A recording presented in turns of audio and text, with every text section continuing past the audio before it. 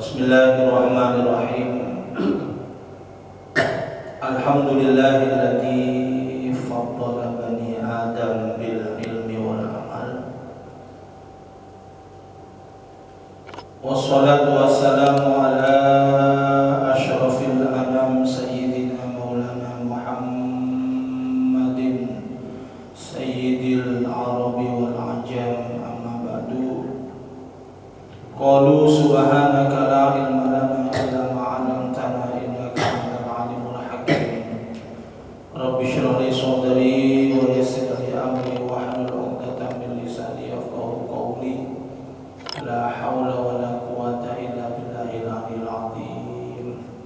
Ila hadratin nabiyil mustafa Muhammadin sallallahu alaihi wasallam wa ala alihi wa ashabihi wa azwajihi wa dhurriyyatihi wa ila ruhi sultanil awliya sayyidil syaikhul wa ila ruhi syekhina Imam al-Arif billah Syekh Muhammad As-Sakir radhiyallahu anhu. Wassallallahu ala hadhihi niyya salihah syaikhulillah lahumul fatihah. A'udzu billahi minasy syaithanir rajim. Bismillahirrahmanirrahim. Alhamdulillahi rabbil alamin arrahmanir rahim maliki yaumiddin. Iyyaka na'budu wa iyyaka nasta'in ihdinas siratal mustaqim siratal ladzina an'amta 'alaihim ghairil maghdubi 'alaihim waladdallin. Amin. Maulaya shalli wa sallim daiman ala habibika khairi khalqi kulli. Huwal habibul ladzi turja syafa'atuhu likulli hawlin minal ahwali muhtahimi.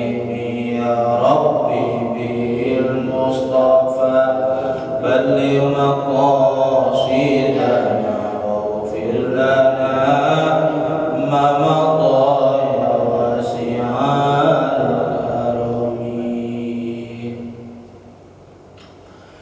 Alhamdulillahi rabbil alamin.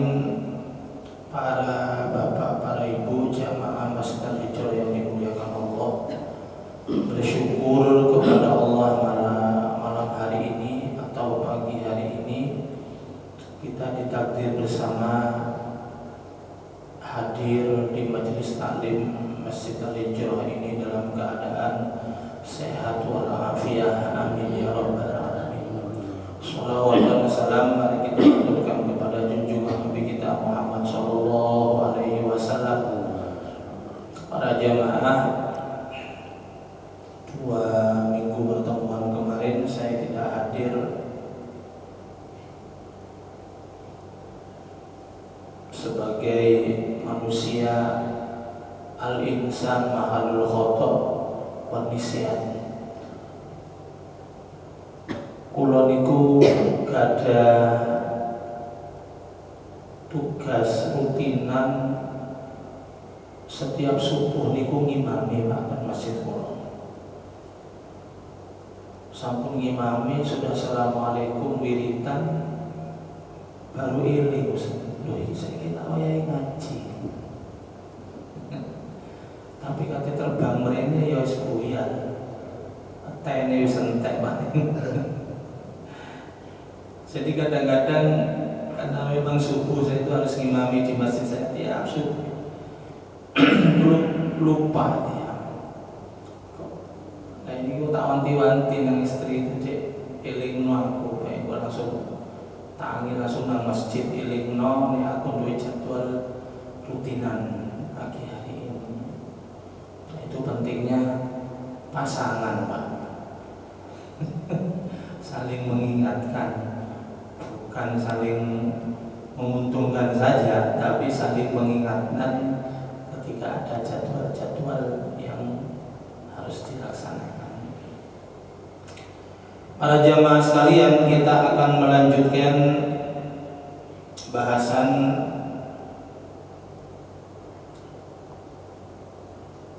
dari kitab Durratun Nasihin yang kemarin, kalau saya masih ingat ya, ini berada di bab taubat nih.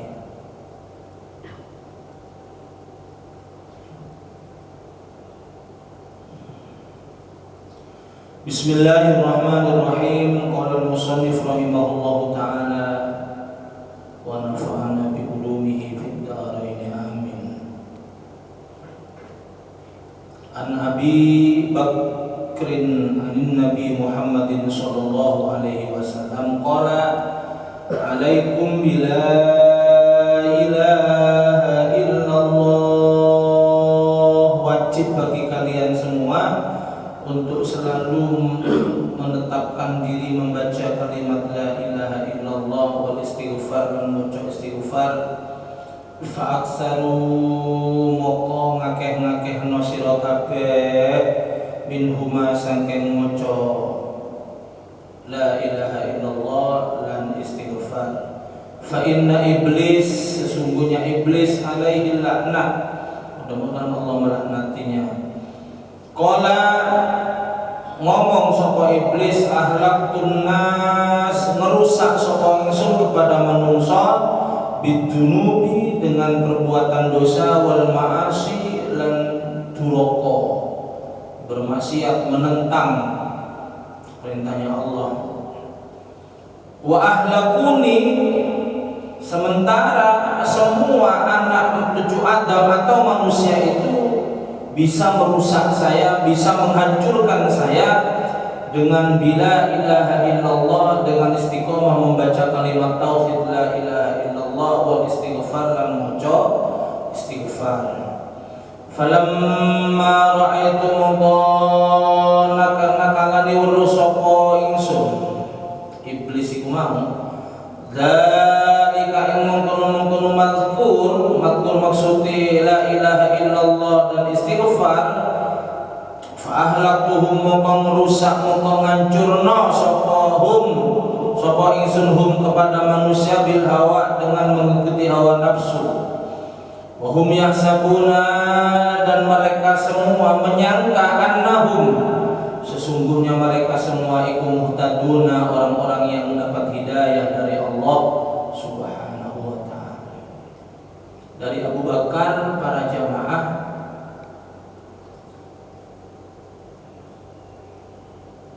dari Kanjeng Nabi Muhammad sallallahu alaihi wasallam, kata Nabi, alaikum bila ilaha illallah wal istighfar. Biasakan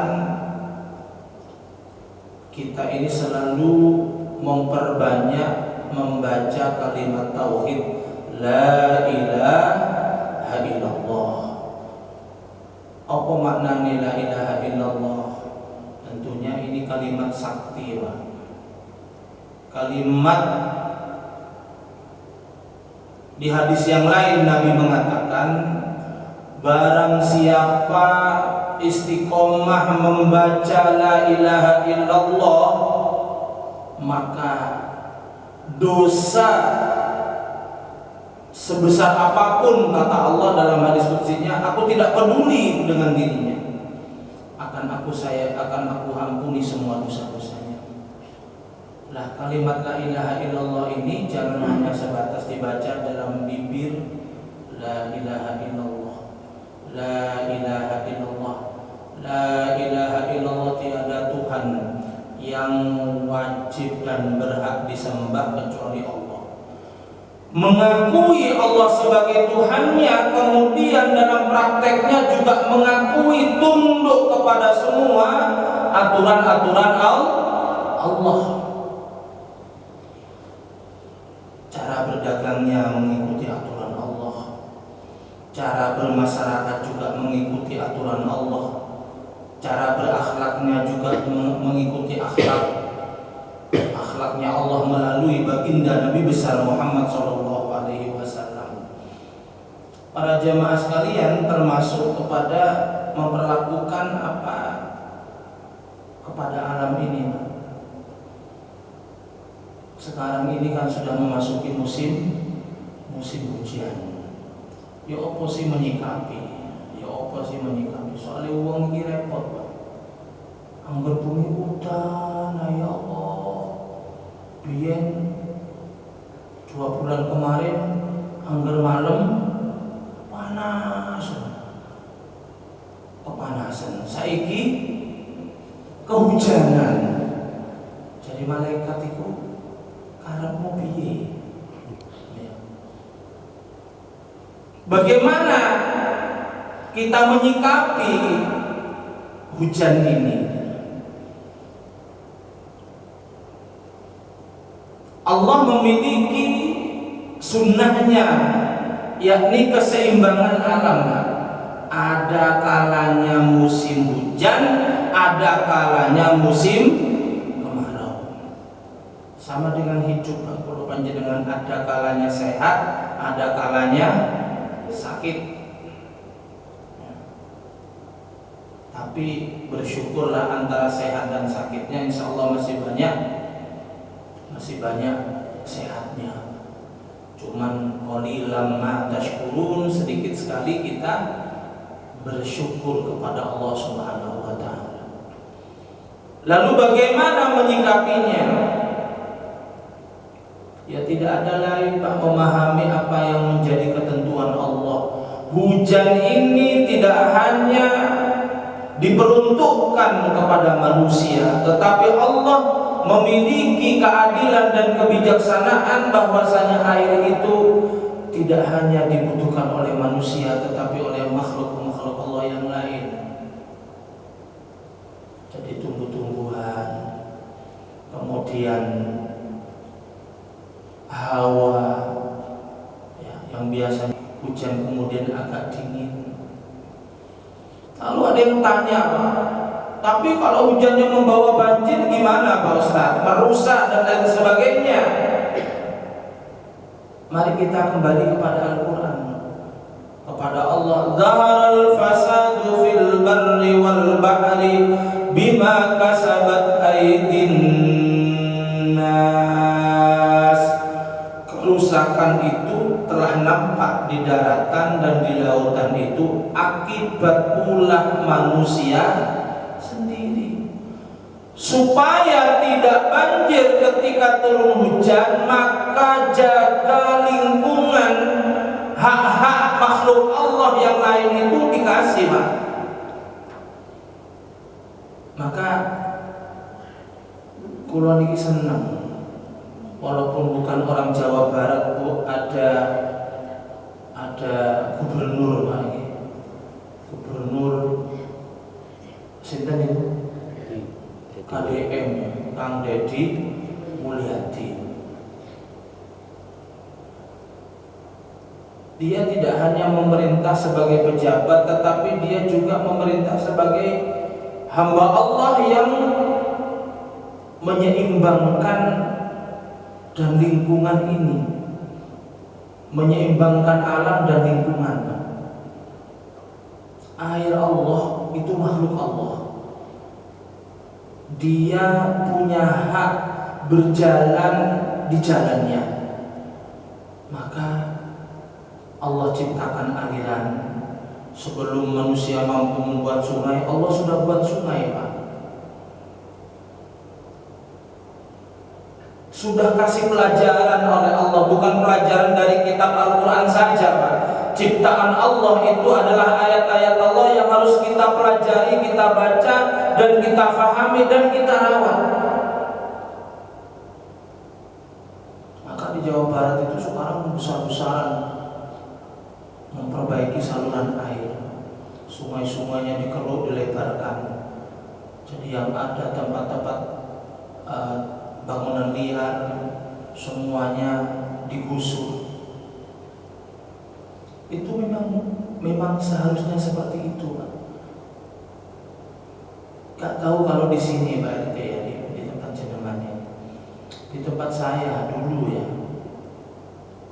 setiap minggu ngeten iki lho Pak, pasti ono siaran melalui speaker masjid. Kebetulan RT-nya dulu itu bapak saya. Pada seluruh warga, jam 6 pagi ini mari kita bersama-sama kerja bakti membersihkan lingkungan dan saluran air di depan rumahnya masing-masing. Dan itu selalu berulang setiap minggu, Pak. Setiap minggu. Ada yang datang keluar dari rumah membawa linggis, membawa pacul, membawa garpu, menggaruk sampah nih. Ini termasuk pulau. Ya Allah, kompak luar biasa. Lah 10 atau 5 tahun ke belakang ini, Pak, itu kebiasaan seperti itu sudah nggak ada. Sudah nggak ada.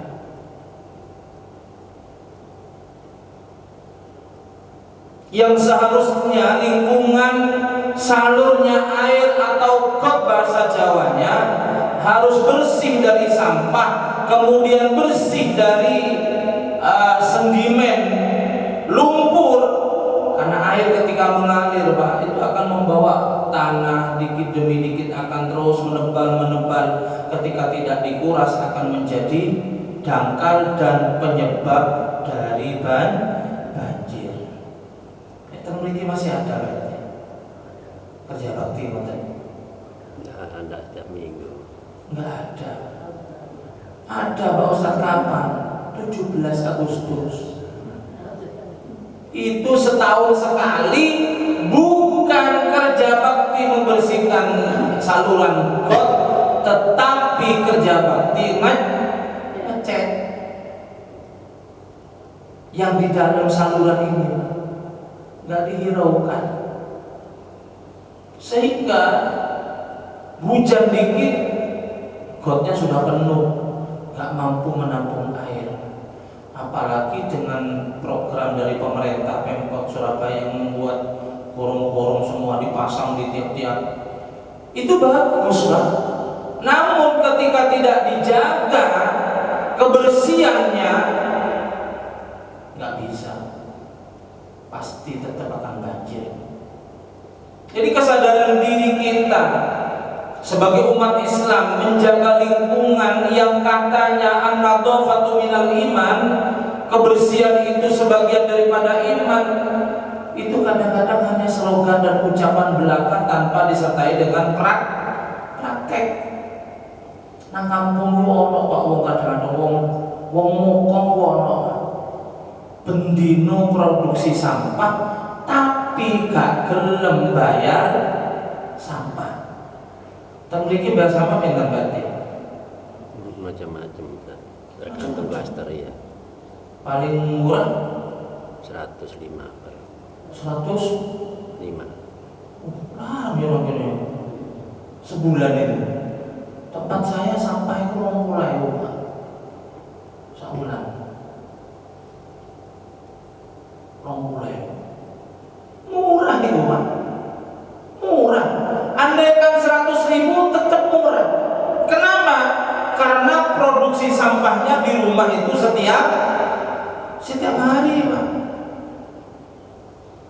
Ngocek bawang, sampah nomor Bu. Sampah. Ngiris buah, ngocek buah, sampah. Setiap kita ibu-ibu tuh masak pasti ada sampah. Namun ini kok ada sing ngomong Pak, mulai gak gelem bayar. Jadi bengi-bengi jam 2 sampai dititipno nang tonggoe. Dibuat nang tonggoe. Jam 2 bengi. Atau sebagian kadang-kadang saya masih aja, Pak. Seperti tadi saya lewat orang sepeda motor murung-murung ngelugurno saya. Sampah itu, Pak. Apakah dia orang beriman? Beriman kepada Allah. Apakah dia tahu an-nadhafatu minal iman? Tahu, Pak. Tapi karena imannya hanya sebatas lisan, tidak disertai dengan praktek, maka tidak berlaku kebersihan buat dirinya. Sing penting aku buat sampah, masalah serakan nanggalan gak ngurus. Padahal ketika got ini, Pak, oke, taruhlah membuang sampah satu orang 1 gelas air aquan, air mineral dibuang satu orang, tapi sampai 10 sampai 20 akan mampet. Dan ini yang dikatakan oleh Allah, wattaqu fitnatal la tusibanna alladziina dzalamu minkum khassah. Takutlah kepada musibah, fitnah, bencana yang ketika bencana itu datang tidak hanya mengenai kepada orang yang mokong itu mau. Ketika banjir di Taman Sari, Pak, wong sing mokong gak gelem bayar sampah itu mau. Hanya khusus banjir itu mengenai dan masuk ke rumahnya dia saja, atau semuanya kena semua? Kena semua. Kalau banyu itu pilih-pilih, Pak. Wah, iki bayar sampah, gak usah banjir iki. Wah, iki mokong mlebu banyu. Enak ya, Jadi akibat orang satu semuanya kena dampak. Maka cukuplah pelajaran yang dapat kita ambil dari ketegasan dari Gubernur Jawa Barat ini, Pak.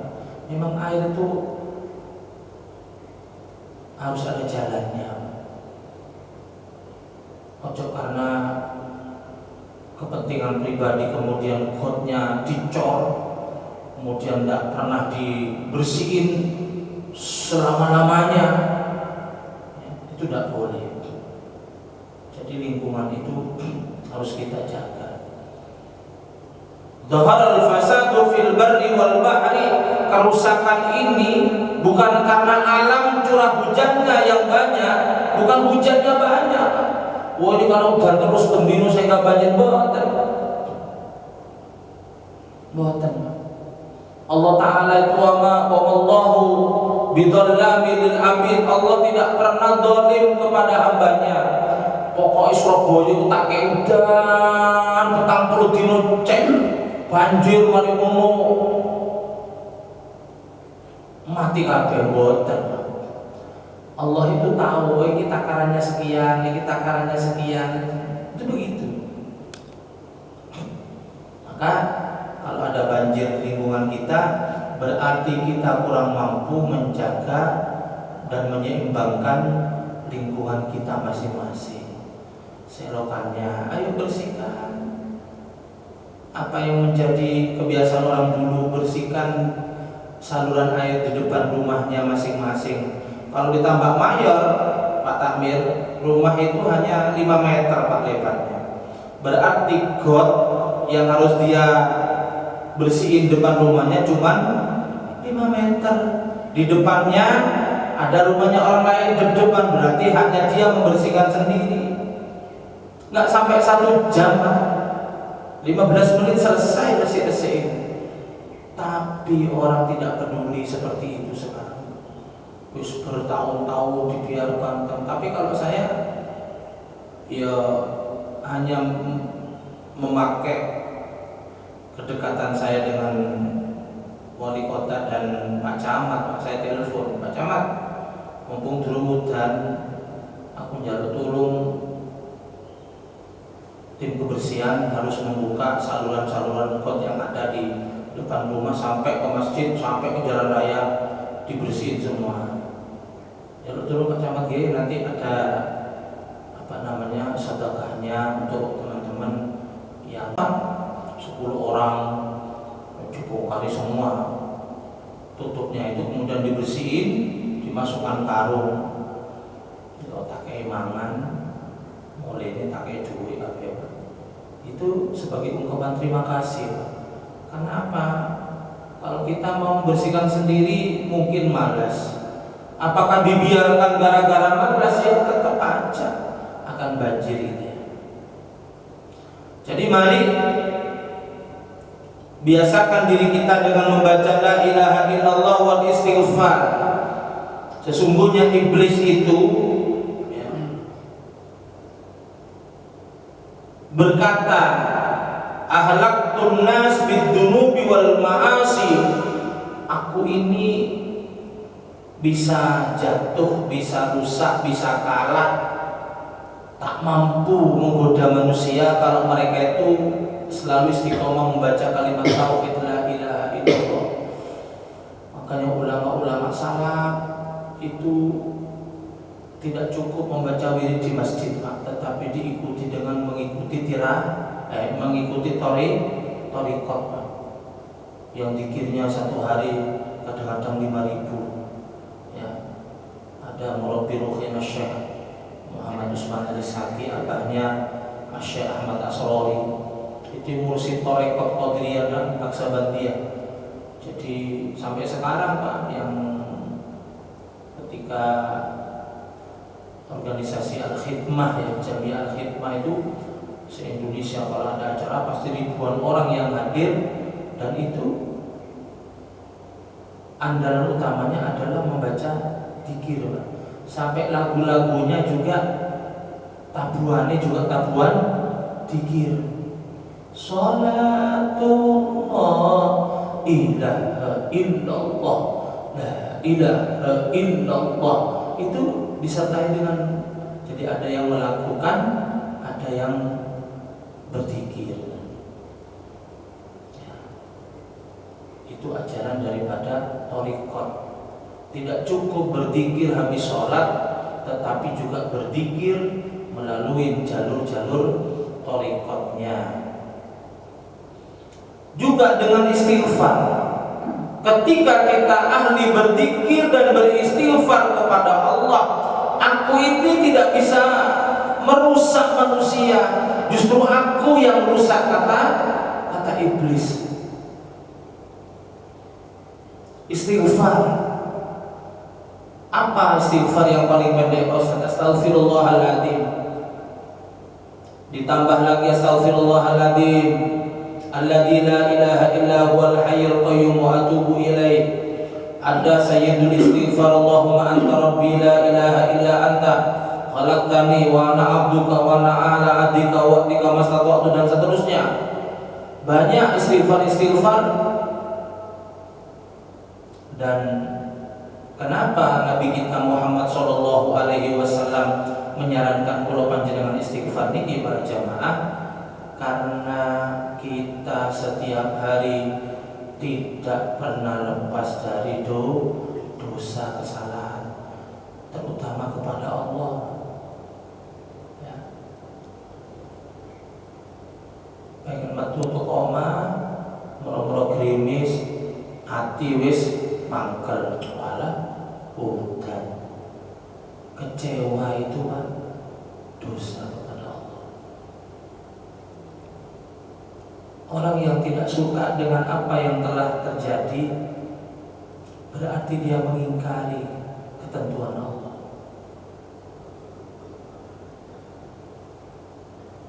Apa ya cari wong Jawa nih, ono ketidakpuasan terus ngomong keluar dari lisan kita, ngulik lah Allah. Ikan ekspresi ketidaksukaan.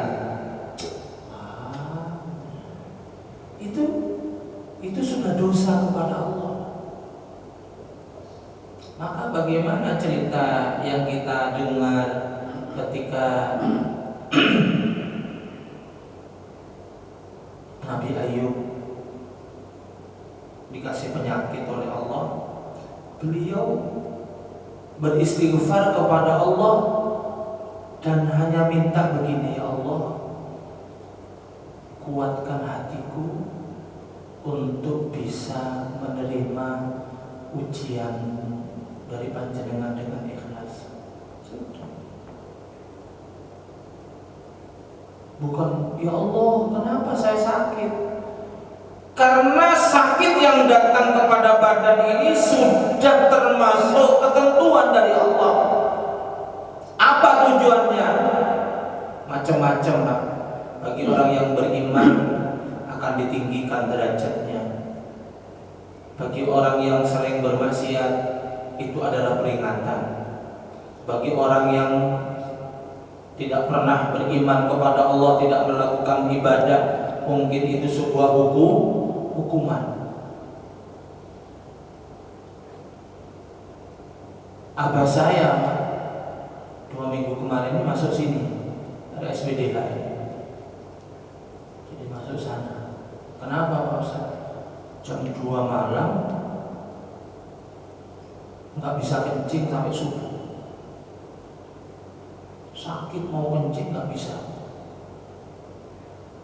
Akhirnya pagi-pagi saya antar sama adik itu diantar ke Cirahayu, kemudian kasih selang, suruh pulang.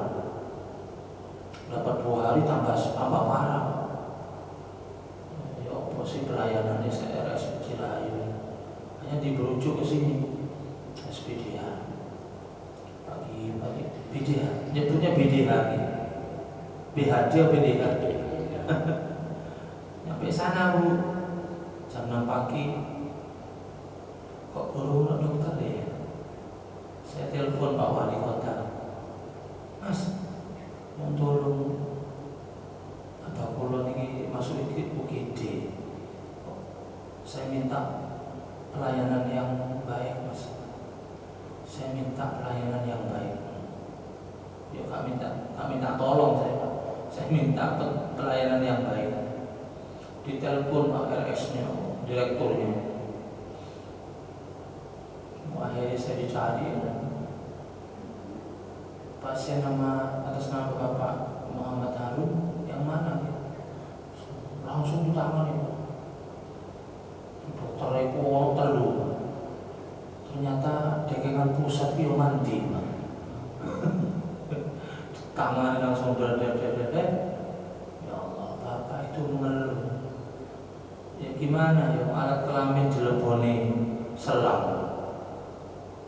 Dan itu dicopot hanya 2 jam, kemudian dimasukin lagi. Ganti yang baru, Masya Allah. Habis itu alhamdulillah boleh pulang, tak sampai nginep, pulang sampai di rumah. Asisten daripada direktur itu selalu mantau. Gimana Yai, Abah? Kalau ada apa-apa kami hubungi Yai, saya langsung ke rumah jenengan. Barang kontrol Pak, termasuk dosa, awak dewi iki dosa.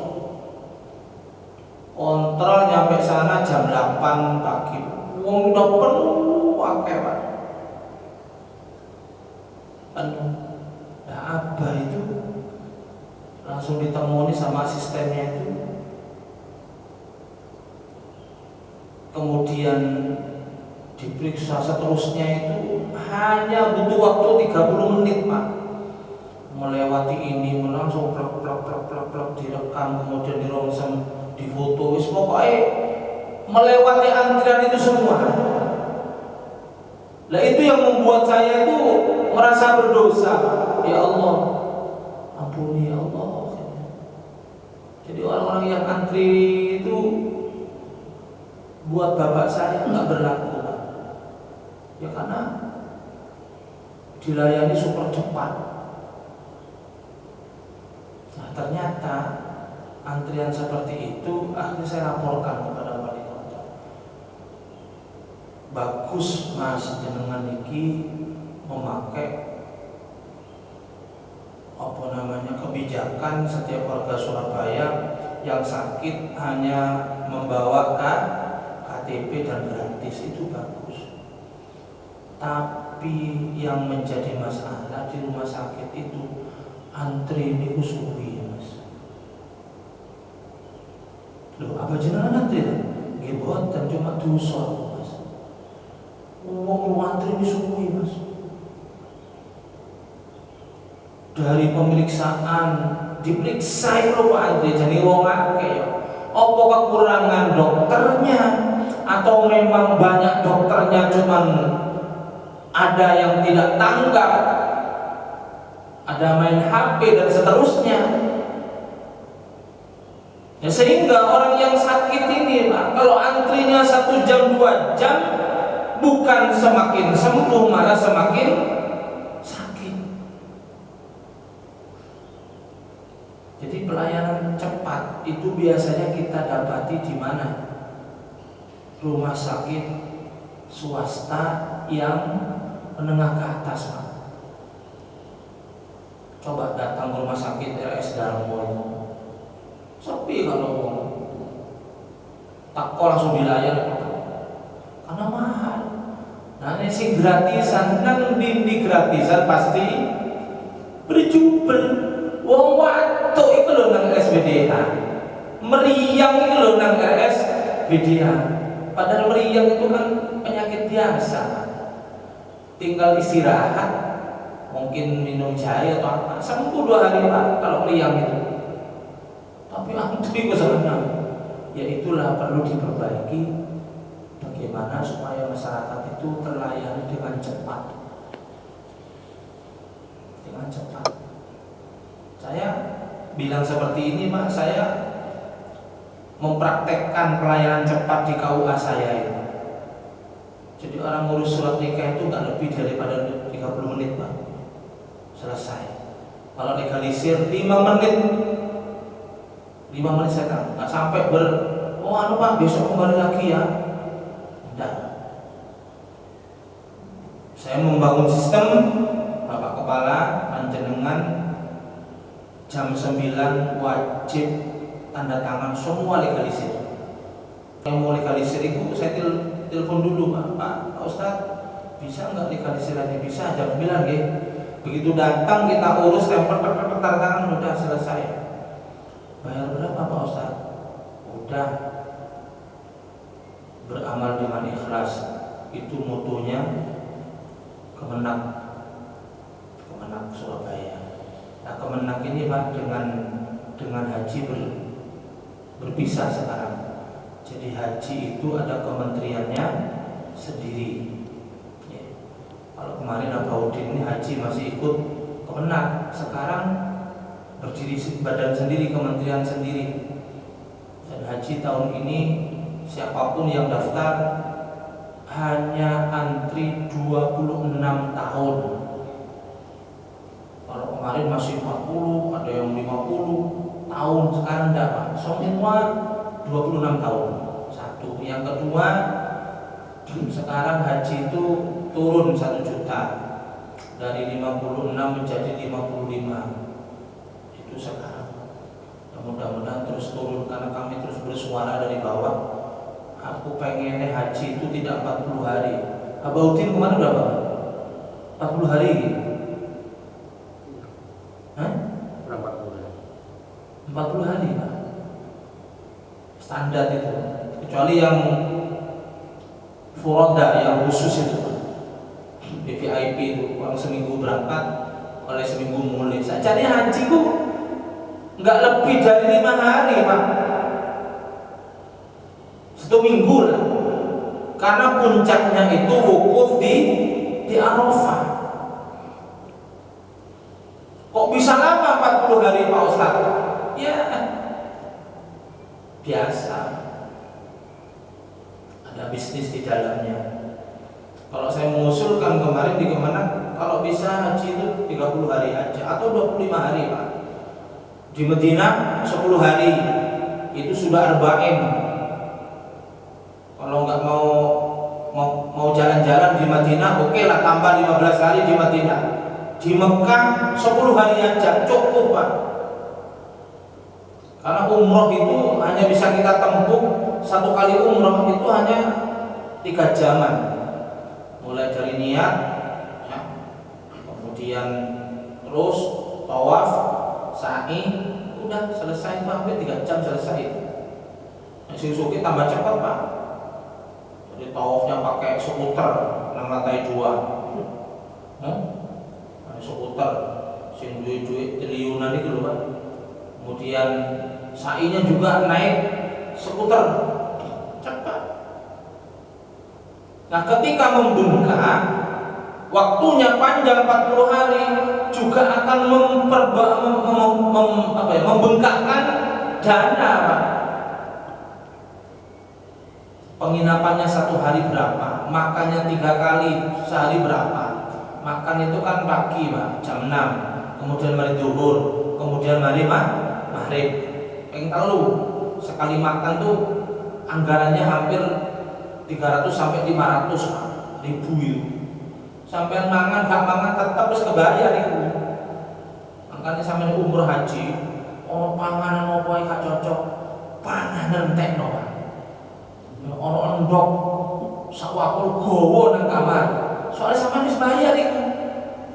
Wah, gak lah, aku tirakat ae gak mangan. Ambruk sampean iku entekno ae. Entekno. Bahkan ada jamaah saya tuh nggawa apel Pak. Teko Mekah digawa di dilebokno tas sampai nang Indonesia. Lah wis ta. Ketakonan. Sampeyan nggawa piro? Nggawa 30 masa cakek. Pokoknya tiap makan saya pasti bawa apel loro-loro tak lebokno. Apa tujuannya sampean? Siji Pak Ustaz golek barokah. Nomor loro, aku iki sembari bayar Pak Ustaz. Kak digowo kan eman aku mari bayar. Termasuk cerdas ya. Perlu ditiru ya Pak dhewe ini. Cuma yo nang pesawat. Akhirnya apel Pak ono sing kisu-kisu bisa tutup nang Indonesia. Ya wong suwi. Ya Allah, tapi gak apa-apa bagus itu. Jadi itu makannya. Nanti hotelnya sehari berapa? Hotel sehari itu paling enggak ya antara 700 sampai 1 juta. Nek kali 10 hari 10 juta atau 5 juta lah, anggap balik hotel yang paling murah 500 ribu 5 juta. Makannya nanti umpamanya 10 hari 5 juta, wis kepotong 10 juta. Dari 50 dipotong 10 juta kali 40 menyusut Pak. Itu mudah-mudahan nanti ketika kita haji ongkosnya murah ya mudah-mudahan murah karena saya pengen gebrakan Pak Purbaya ini masuk nang boleh haji Pak. Karena sampai sekarang belum kesentuh Pak. Ake maling-malingin yang jeruin. Saya terang-terangan walaupun saya orang Kemenak Pak, tapi aku gak suka kloter itu lo dijual Pak. Siapa yang berani kloter pertama? KPH ini, KPH itu bayar itu. Kemudian orang-orang yang tidak bisa berangkat karena tidak mampu melunasi itu juga dijual. Makanya Kisru tahun kemarin Kisru sampai menteri ini lali mulih menggunakan desa ini. Ya karena itu tadi pengelolaan itu tidak benar. Duit triliunan itu Masya Allah ya, mudah-mudahan lah nanti ke depannya semakin baik. Saya senang Purbaya ini wabe digebrak nah, so ngerti haji cuma 20 juta mantap ini Pak. Naik kopo 20 juta termasuk pertalit itu aslinya kan 4.000 Pak. Cuma dijual 10.000 kan diungkap itu kemarin sama Pak Purbaya. Kemana yang 6.000 ini? Ditelusuri Pak. Ini negara ini hanya dikuasai segelintir orang-orang yang kaya. Menteri-menteri yang dulu itu semua punya keuntungan dari jabatannya. Kemudian wa ahlakuni bila ilaha illallah, kalau aku akan menghancurkan manusia dengan bermaksiat kepada Allah. Berarti begini kata Nabi, orang yang bermaksiat itu akan hancur. Orang yang durhaka kepada Allah itu akan hancur. Ya. Selaras dengan apa yang dikatakan Nabi, Maha Karim, tidak ada orang yang durhaka kepada Allah itu akan mulia. Mungkin awal-awal itu koyok mulia, lama-lama ya tenggelam dan masuk jurang. Ketika iblis menyatakan manusia saya hancurkan dengan maksiat dan perbuatan dosa, kemudian dibalas lagi setelah bermaksiat berdosa kepada Allah, mereka beristighfar dan membaca la ilaha illallah, maka akan aku rusak manusia melalui jalur hawa nafsu. Ini sing paling halus, Pak. Hawa nafsu ini keinginan. Orang takut bermaksiat, takut kelihatan orang. Minum minuman keras, takut kelihatan orang. Tetapi mengikuti hawa nafsu hampir tidak kelihatan, Pak. Menumpuk uang sebanyak mungkin, bekerja mencari uang sebanyak mungkin, halal itu, Pak. Halal, tapi bisa jadi nanti akan merusak terhadap karakter dirinya. Asal mula tidak serakah, akhirnya menjadi serakah. Orang yang menggebu-gebu mengumpulkan uang sebanyak mungkin, otomatis nanti akan menghalalkan segala cara. Atau yang kedua, tidak peduli tentang ibadah.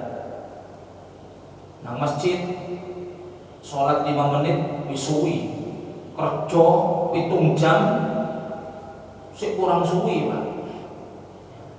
Tidak seimbang antara dunia dan akhiratnya karena terlalu hubbud dunia. Bukan berarti tidak boleh dunia, Pak. Bukan berarti kita tidak boleh mencari dunia, tetapi jangan sampai kita ini serakah.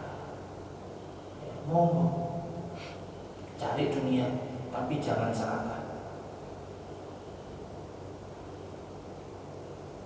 Dan mereka wahum yahsabuna annahum muhtadun, termasuk mengikuti hawa nafsu adalah tidak hanya dunia yang terkait dengan masalah duit, Bu, ya, dengan jabatan, tetapi juga dengan pasangan. Selingkuh itu sekarang lagi musim apa lagi viral? Musim, ya, kayak musim hujan. Lah, alasannya gini, Pak. Ada teman saya Ustaz kepergok sama istrinya di hotel, ya. Dan dia ketika kepergok sudah menikah siri, Pak. Apa dalilnya, Pak? Loh, saya ini tidak selingkuh, saya ini menikah lagi. Menikah lagi. Apa bedanya selingkuh dengan menikah lagi?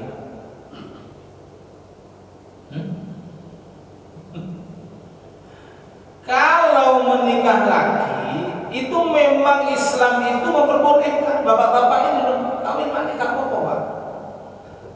Masna wasula sawaruba siji loro telu apa? Tapi yang namanya orang menikah harus memenuhi syarat. Walinya ada, kemudian ijab qabul pasti, pengantin calon laki perempuan pasti, dan yang terpenting saksi, Pak. Saksi ini tidak hanya ada 2 orang.